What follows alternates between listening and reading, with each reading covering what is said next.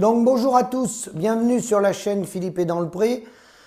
Un petit mot à ceux qui m'envoient des mails concernant les cotisations. Alors, c'est peut-être pas très clair, mais pour ceux qui sont agriculteurs, la cotisation, c'est 50 € pour ceux qui ont des exploitations agricoles par associé, pour ceux qui cotisent en GAEC.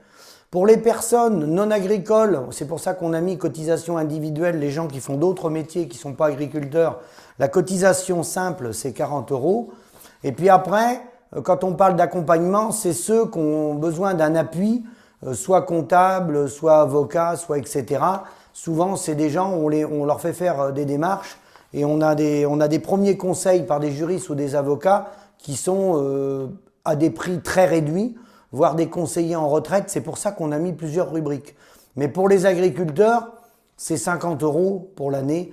Et puis, pour les individuels, ça peut être des journalistes ou des gens de la société civile. Après, les gens peuvent donner ce qu'ils veulent. Hein. Celui qui veut donner plus, il peut donner plus. Voilà. Donc, je reviens maintenant à l'actualité. Je vous mets en lien, comme d'habitude. Appel à la mobilisation. La FNSEA appelle tous ses réseaux à la mobilisation le 8 février à Paris. Alors que la souveraineté alimentaire est régulièrement affichée comme la priorité gouvernementale, il est urgent de passer du discours aux actes. Alors, je vais m'arrêter ligne par ligne. Passer du discours aux actes, eux, ils font tout l'inverse depuis 1963 à travers le groupe Unigrain. Ils sont actuellement en train de négocier avec Casino, le groupe Invivo, via les filiales Terrac, toutes les chaînes de jardinerie, de boulangerie, d'animalerie. Ils sont en train de créer un grand réseau de la jardinerie, du commerce, de l'animalerie avec Mathieu Pigas, Xavier Niel, Alexandre Zouhari. Hein. Donc inutile de vous dire que les discours de façade, c'est tout l'inverse sur le terrain. Depuis 1963, ils ont investi dans toutes les plateformes à travers le monde, à travers le groupe Avril, Unigrain et Invivo, et ils font exactement l'inverse de la mobilisation dans laquelle il appelle les agriculteurs à se rendre. Alors je suis quand même obligé de me répéter, parce que c'est quand même fondamental. Quand quelqu'un explique que le libre-échange met en cause notre souveraineté, ils ont signé tous les traités de libre-échange avec le COPA-COGECA. Ils ont toujours été pour, c'est-à-dire officiellement ils ont dit qu'ils étaient contre, mais ils jouent un double jeu. Ça, je pense que vous l'avez compris. Ou si certains ne l'ont pas compris, bah là les gars, il est temps de vous réveiller. Donc, depuis plusieurs années déjà, l'agriculture est en première ligne face à une succession de crises climatiques. Je vais prendre point par point. Climatique. Il y a toujours eu des problèmes climatiques. Hein? Moi, mon père m'en parlait des crises climatiques et mon grand-père, il y en avait déjà dans les années 20. Alors stop. Climatique, oui, stop. Le climat, il n'y a pas que l'agriculture qui est touchée par le climat. Sanitaire, idem. Sanitaire, il y en a toujours eu. Il y a eu la vache folle, il y a eu par le passé la tuberculose, il y en a qui ont perdu des cheptels entiers, stop. Géopolitique et énergétique, stop. Avant, ça n'a rien à voir avec la crise en Ukraine. Je vais vous dire pourquoi après, et vous allez voir si vous avez des arguments. Ceux qui ont des arguments, il faut qu'ils me mettent des commentaires en bas de la vidéo, s'ils ne sont pas d'accord avec l'argument que je vais vous sortir tout à l'heure, qui affecte son potentiel productif et menace la poursuite de certaines de ses activités. C'est faux. L'agriculture, ça n'a rien à voir avec le conflit en Ukraine. Ça accentue la fluctuation des prix, parce qu'il y en a qui spéculent pour se mettre de l'argent dans les poches. C'est tout. C'est comme l'embargo américain, quand le gouvernement français a demandé à l'État de mettre en place un plan protéines qui s'est appelé Sophie Protéol, qui s'appelle le groupe Avril. Parce qu'il y avait des sécheresses aux États-Unis et ils jouaient, ils faisaient monter les cours et on ne pouvait plus avoir de soja. C'est tout. Il n'y a rien de nouveau. L'Ukraine, Poutine n'a rien à voir là-dedans. Les agriculteurs se trouvent aujourd'hui en but et des contraintes réglementaires de tout ordre qui freinent les projets innovants dans les territoires. Irrigation, bâtiments d'élevage. Rien à voir. Absolument rien à voir avec la crise. Des gens investissent, les industriels remontent des bâtiments neufs. Dans d'autres secteurs, on remonte des bâtiments. Ça n'a rien à voir, c'est la rentabilité. Quand on parle de ça, de réglementaire et tout, la réglementation à l'époque pour l'agriculture, hein, elle est trop contraignante, la réglementation. Hein. C'est du contrôle sur le contrôle. Faut un tas de paperasse. C'est pour faire vivre le secteur tertiaire. Je vous rappelle que 76% des gens vivent du secteur tertiaire, donc dans les bureaux. la plupart derrière des ordinateurs, mais ça, c'est pas lié qu'à l'agriculture. C'est vrai dans la gendarmerie, c'est vrai à l'hôpital, c'est vrai dans tous les métiers. Hein? Ils sont aujourd'hui confrontés à des impasses de solutions face à des menaces sanitaires, c'est les cultures ou face à la prédation, sans compter les tentatives des distributeurs de brader nos produits et le recours massif à l'importation de produits moins-disants, issus ou non d'accords de libre-échange inéquitables et pénalisants. Il s'ensuit une décapitalisation et une délocalisation de nos productions. Toutes les productions sont impactées, vous lirez le reste de communiqué, blablabla, blablabla. Donc, la décapitalisation, rien à voir, moi rien à voir, je vais vous dire tout de suite pourquoi. Là, ils cherchent à déporter le sujet ailleurs. Comme je vois des commentaires dans la presse et des gars sur les réseaux, faites bien attention les gars, faites bien attention. Moi, j'ai rencontré tous les partis politiques. J'ai rencontré quasiment toutes les instances animalistes, toutes celles qui peuvent exister. Hein, L214, il y en a d'autres, hein, plein de petites associations, là, hein, et des journalistes qui sont venus à ma rencontre. Yann Arthus Bertrand, enfin tout ce qui peut exister, à peu près. Hein, les gens les plus connus. Je les ai tous rencontrés.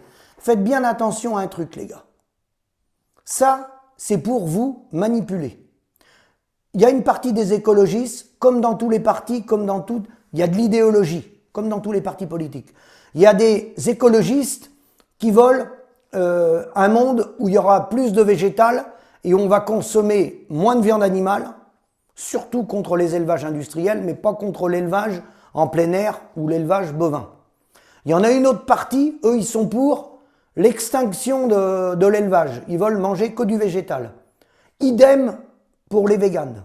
Il y en a, ils disent oui pour les bovins dans les prairies, mais non sur les élevages industriels. Bon, ils sont tempérés, ils accepteraient encore des bâtiments moins concentrés avec des animaux qui soient en semi-plein air. Et certains disent plus de viande du tout, plus de produits animaux du tout, plus de lait du tout. D'accord ? Donc ça s'appelle des choix de société. Ça a toujours existé. Des gens qui avaient des idéologies pour dire moi je suis contre l'alcool, faut plus consommer d'alcool, faut plus manger de poisson, faut plus manger de pain. On retrouve de tout. Hein. Il y a des gens qui mangent pas de pain. Bon, voilà. On retrouve de tout. Mais attention, trompez-vous pas les gars. Aujourd'hui, la consommation, elle est à peu près autour de 85 kg de produits laitiers par habitant par an. À peu près pareil sur les viandes, tout confondu, hein, avec le porc, la volaille et la viande bovine. Bon. Demain matin, je ne défends ni les écologistes ni les animalistes. Hein. Je vais essayer de faire comprendre aux gens où est la manœuvre, où est la ficelle. Si demain, on augmente nos consommations de produits laitiers ou de produits viande, ça n'aura rien à voir avec notre rémunération. C'est pas parce que demain, les Français vont consommer plus, ou on va étendre notre marché, on va passer à 100 kilos, par exemple, ça n'a rien à voir avec notre rémunération. Idem dans l'autre sens. Si demain, parce que c'est l'évolution de la société, vous mangez pas comme mangeaient vos parents ou vos grands-parents en 1940 ou en 1920, s'il est probable que demain, il se consomme moins de viande, si on descend de 85 kilos, mettons à 50 kilos, hein, bon évidemment, il faudra un peu moins de production, mais de toute façon, on n'est plus autonome, on importe. Bon, de toute façon. Mais c'est pas parce qu'on va descendre de 85 à 50 kilos en viande ou en produits laitiers qu'on va mieux gagner notre vie ou moins bien gagner notre vie. C'est pas lié à ça. Et c'est là que je veux vous amener à la réflexion. Et les gens se font piéger sur les réseaux. Parce que le syndicat avec l'agroalimentaire emmène les gens sur ces débats-là. Je cautionne pas. Moi, je défends pas les gens que j'ai rencontrés, écologistes ou animalistes. Il y en a, j'ai fait des reportages avec eux. J'ai commencé mon interview en disant, moi, je suis consommateur de viande, je mange du pain, voilà, et j'ai l'intention de continuer. J'ai le droit de manger ce que je veux. Hein, et qu'on ne m'impose pas d'ailleurs de manger des insectes. D'accord ? Mais ça n'a rien à voir avec notre rémunération. C'est deux choses totalement différentes. Si demain, l'évolution de la société va vers moins de consommation animale, moins d'animaux sur la planète, bah bien sûr qu'il y aura une consommation moins importante. Mais c'est pas lié à notre rémunération, ça, les gars. Ça n'a rien à voir. Nous, ce qu'on défend, moi, je pense qu'il faudrait relancer sur les territoires un pays comme la France, il y a des régions où de toute façon on peut faire que de l'élevage. Donc pour moi, il faudrait relancer l'allaitant et le mouton, c'est primordial. Et maintenir la production laitière avec plus de fermes laitières. Et non pas concentrer les fermes sur des gros troupeaux parce que ça ne change rien, ça amène pas de rentabilité et ça exploite les paysans. Mais pour revenir à ce que je vous ai dit, que la ficelle elle était grosse et il y en a plein qui sont tombés dans le panneau, qui disent « Ah bah les écologistes ». Alors je répète, on soit bien précis, je ne défends pas le projet écologiste. Je n'ai pas dit qu'il fallait plus manger de viande. Mais si demain, je le vois à travers mes enfants et les jeunes qui viennent chez moi, ils n'ont plus les mêmes modes de consommation que nous. Hein, ils ne mangent plus du pain comme nous, ils ne mangent plus de la viande comme nous. Et on ne va pas les prendre par le nez pour les faire manger. Donc il y aura une évolution sociétale. Ça, on n'y peut rien. Par contre, ce qu'il faut qu'on fasse attention, c'est qu'on reprenne notre pouvoir, notre facturation sur les gens qui nous payent nos produits, c'est-à-dire l'agro-industrie. Pour que si demain, au lieu de 85, il se consomme plus que 50 ou 60 kilos de viande, l'important, c'est que les gens qui vont être dans les fermes, à faire du lait, de la viande, du mouton, du canard, peu importe, c'est qu'il arrive à en vivre. Et pourquoi je vous dis ça? Je vous dis ça parce qu'à la sortie de la guerre, il y avait un peu plus de 10 millions de paysans. Aujourd'hui, il y en a 380 000. Est-ce que c'est Perico Légas, Élise Lucet, Yann Arthus Bertrand, L214, Cyril Dion, que je connais parce que je l'ai rencontré? Est-ce que c'est ces gens-là qui nous ont fait passer de 10 millions de paysans à 380 000? Je vous demande d'y réfléchir, les gars. Il n'existait pas, ces gens-là. Alors, ces gens-là, ceux qui disent « Ah bah la viande, plus de viande », moi, bien sûr, je suis éleveur. Je ne vais pas dire qu'ils ont raison. Pour moi, ils ont tort. On ne peut pas vivre sans animaux sur les territoires, pour l'entretien des territoires. Il faut des animaux. Hein? Les élevages super concentrés industriels, bien sûr, que ça va être amené à disparaître. On ne pourra pas tenir avec des animaux concentrés les uns sur les autres qui ne rapportent pas aux paysans, qui rapportent, on l'a compris, à l'industriel. Mais suppression totale des animaux, plus manger de viande du tout, bien sûr que ce n'est pas quelque chose qu'on va défendre. Bon, c'est, à mon avis, même pour la biodiversité et l'équilibre, ce n'est pas souhaitable. Mais attention à la ficelle, ils se servent de ces gens-là qui veulent qu'on baisse nos consommations de viande. Ça, c'est leur position idéologique, ils ont le droit de les avoir. Mais ça, les gars, ce n'est pas lié à notre rémunération. Si demain matin, il est consommé plus de végétal, ça ne changera en rien le revenu final dans les exploitations. Prenez bien conscience de ça. Le revenu des exploitations, c'est ce qu'on est en train de mettre en place, où on va demander à ce qu'un amendement soit déposé pour encadrer les industriels pour un prix des parts fermes. Tout le reste, c'est du vent, avec une gestion des volumes. Que les gens consomment plus ou moins de produits, ce qui est important, c'est que les agriculteurs qui vont rester sur les territoires, avec ces volumes-là, ils puissent en vivre. Vous avez des beaux exemples. Vous prenez le vin. La consommation de vin par habitant en France, elle n'est pas la même qu'à la sortie de la guerre. Hein? Puis vous allez voir au Luxembourg, les litres de pinard qui se mettaient dans le ventre, les Luxembourgeois à la sortie de la guerre. Puis vous prenez aujourd'hui. Aujourd'hui, les gens consomment différemment. Ils consomment plus majoritairement en bouteille. Le vin, ils l'ont amélioré les qualités. Ils en vendent moins, les gens en consomment moins. Mais souvent, le budget il est plus élevé. Le prix du litre, il n'est pas le même. Voilà. Alors bien sûr, le vin, c'est un produit de luxe. C'est pas comparable avec la nourriture, vous allez me dire. Mais l'enjeu, c'est pas de dire, parce que là, si certains ne l'ont pas compris, j'ai des collègues qui l'ont compris, mais tout le monde ne l'a pas compris. Ils vont vous envoyer sur des débats à 2 balles, hein, pour ou contre l'irrigation. Ça ne veut rien dire, ça, pour ou contre l'irrigation. Vous pouvez irriguer autant que vous voulez. Si vous ne faites pas de valorisation de votre produit, du moment que c'est l'industriel qui ramasse la marge, hein, et tous les intermédiaires, bien sûr, après, tout le secteur tertiaire. De toute façon, réfléchissez les gars, plus de 10 millions après la guerre, 380 000 à peu près aujourd'hui, sans compter l'outre-mer, d'accord? Donc, les gains de productivité, ils sont bien passés quelque part. Hein? On a développé en plus tout le secteur tertiaire, ça j'ai pas besoin de vous le dire, hein? Parce qu'après la sortie de la guerre, il n'y avait pas tous les services qu'on a aujourd'hui. Donc, tous les services qu'on a aujourd'hui, c'est pris sur quoi? C'est pris sur celui qui travaille, hein, qui est à la base. Hein. C'est pris sur le prix des parts fermes. Et puis après, l'industriel, vu qu'on n'a pas notre facture, la suite, vous la connaissez. Donc, d'où les volumes. Vous pouvez monter les volumes par 3, par 4. De toute façon, les volumes, vous regardez, Si vous remontez à ce qui était fait dans les années 60, vous voyez la multiplication de production de volume qu'on a fait sur nos exploitations. Et vous voyez ce qui s'est passé autour de nous. Et vous voyez aujourd'hui qu'un industriel, il est capable de remonter un site tout neuf, hein, et il les amortisse en 3 à 5 ans. Il y en a même qu'en autofinance une partie. Hein, il continue de racheter des sites et des concurrents à l'étranger partout. Hein, puisque de 45 aux années 80, ça a été la plus grande restructuration du monde paysan, un plan social comme dans aucun autre secteur. Il n'y a aucun autre secteur qui a subi un plan social aussi important avec des suicides comme on a eu. 45-80, restructuration terrible du nombre de paysans, même si ça continue, mais le plus grand nombre a été là. 80-2000, accélération de la restructuration des coopératives et des outils agroalimentaires, fusion des COP de collecte en outils de transformation industrielle, et 2000 à venir à 2022-2023, financiarisation de l'économie, avec les plateformes qui l'ont dans le monde, je vous en ai déjà parlé, et dans ce jeu-là économique, le paysan, il est rien. Et ce qui leur a permis de faire ça, c'est Maastricht, c'est l'Europe, c'est les traités européens, c'est la libre circulation des biens, des hommes, des marchandises et des capitaux, qui permettent à des centrales d'achat, à des grands groupes agroalimentaires, de mettre en compétition les paysans. Et après, l'industrie de services tertiaires, elle est attachée au pays sur des territoires, un comptable, peu importe, un fonctionnement administratif en Belgique, il fonctionne avec le coût de la Belgique, en Italie avec le coût de l'Italie, et en France avec le coût de la France. Comme un médecin, comme tous ceux qui sont attenants au pays.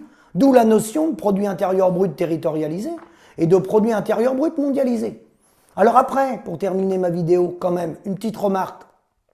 Quand je vois sur les réseaux les prix qui sont balancés, n'importe quoi, dans tous les sens, les gars. N'importe quoi. Revenez à la base, les gars. Un coût de production avec amortissement. Quel que soit l'âge de la personne, quand le gars il arrive à la retraite, le jeune il va redémarrer. C'est un coût de production avec amortissement. Posez-vous la question, les médecins, ils demandent la consultation de la passer de 25 € à 50 €. Je ne sais pas s'ils ont tort ou à raison, je ne jugerai pas, je ne connais pas le métier. Je ne vais pas juger une profession que je ne connais pas. Ils demandent de passer de 25 € à 50 €. Moi, ce qui m'a choqué, c'est que j'ai vu aucun syndicat de médecins, aucun groupement de médecins défiler avec des banderoles en disant « nous on ne demande pas 50 €, on demande 27 ». Ou de dire, comme je vois sur les réseaux, des paysans « bah moi mon bâtiment il est amorti ». Alors le médecin il va se balader avec un drapeau, il va dire « bah moi mon cabinet médical il est amorti, maintenant je peux finir ma carrière à 22 ». À 22 € ça va faire. Hein. Non mais les gars, dans quel métier on voit des conneries comme ça? Mais dans quel métier on voit des conneries pareilles? Mais il n'y a que chez nous qu'on voit des conneries pareilles. Donc l'histoire des médecins, c'est l'histoire qu'on a vécue quand on a fait les grèves du lait. Hein?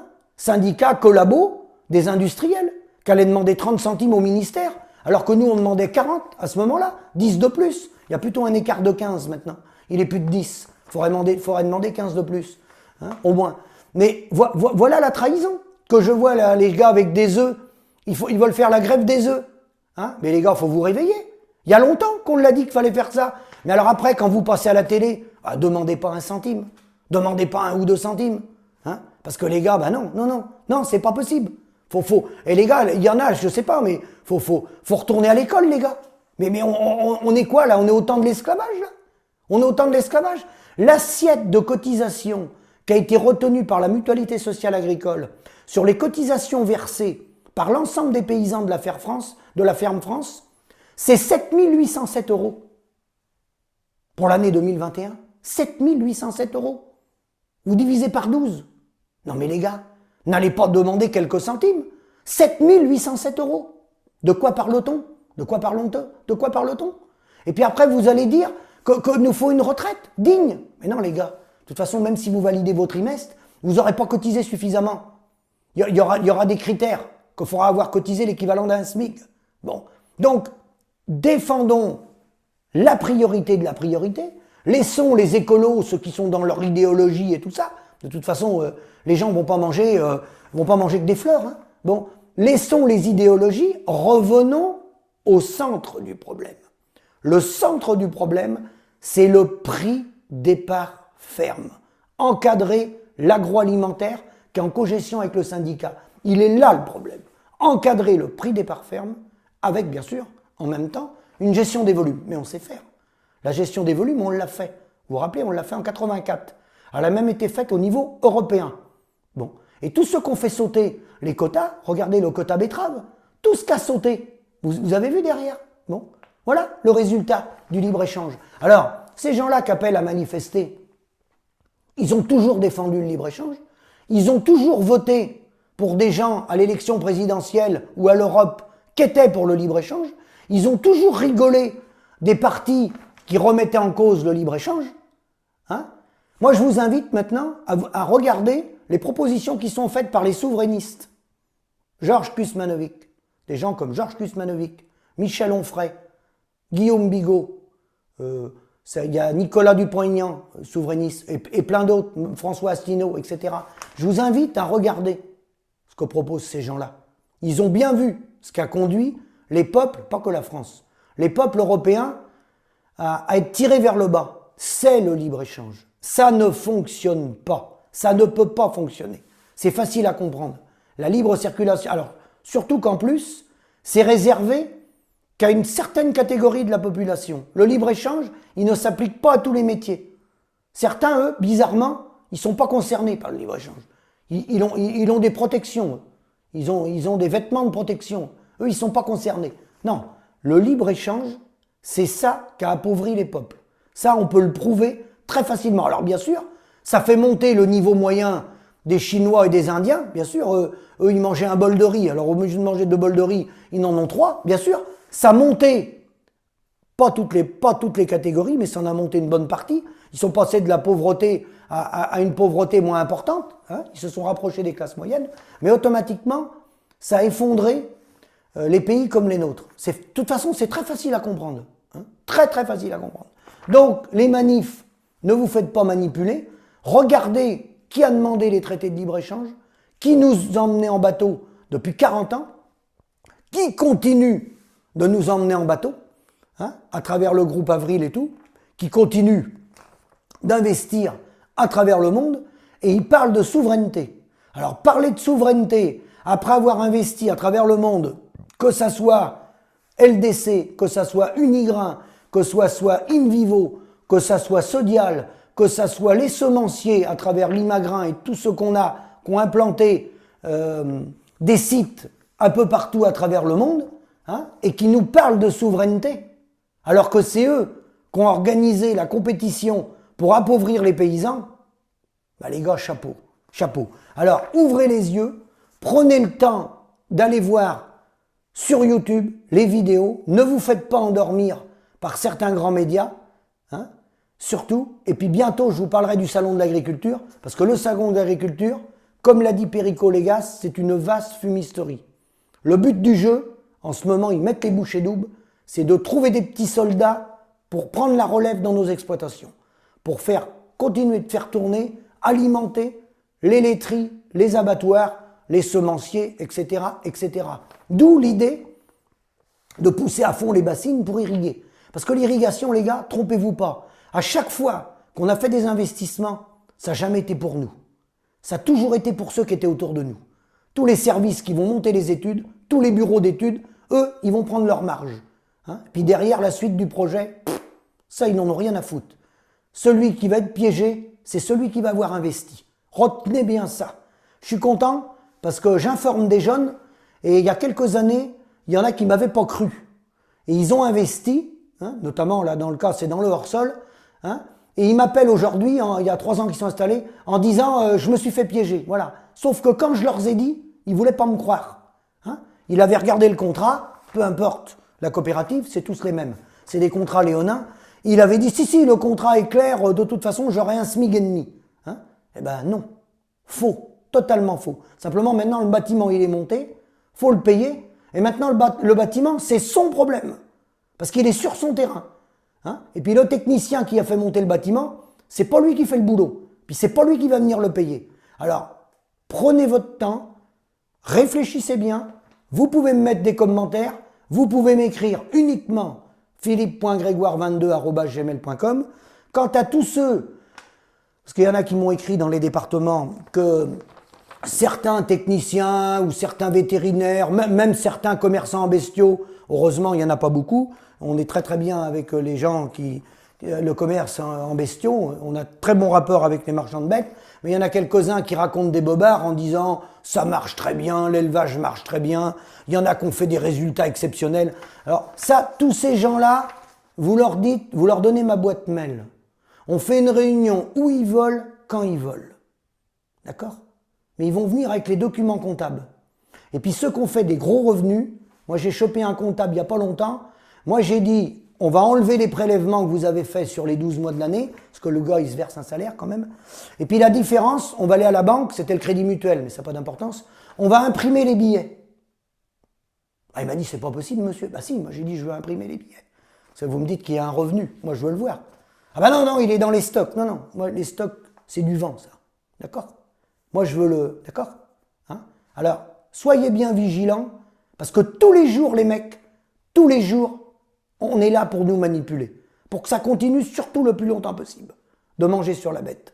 Réfléchissez bien, faites des commentaires, et celui qui dit, heureusement, c'est une extrême minorité, que ce qu'on dit est pas vrai, quand vous voulez, quand vous voulez, quand vous voulez, quand vous voulez, où vous voulez, plateau télé, pas de problème. Vous pouvez m'inviter. J'arrive. D'accord ? À bientôt.